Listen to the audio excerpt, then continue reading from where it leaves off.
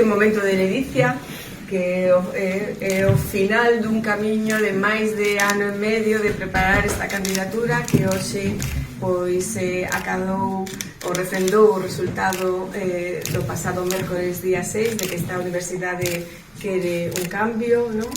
E arranca unha nova etapa agora xa como equipo de goberno, como reitora, un goberno, como dice o noso lema de todas as persoas un proxecto, polo tanto un goberno para os que nos votaron, para os que non nos votaron, para os que non viron a votar, para toda a comunidade universitaria.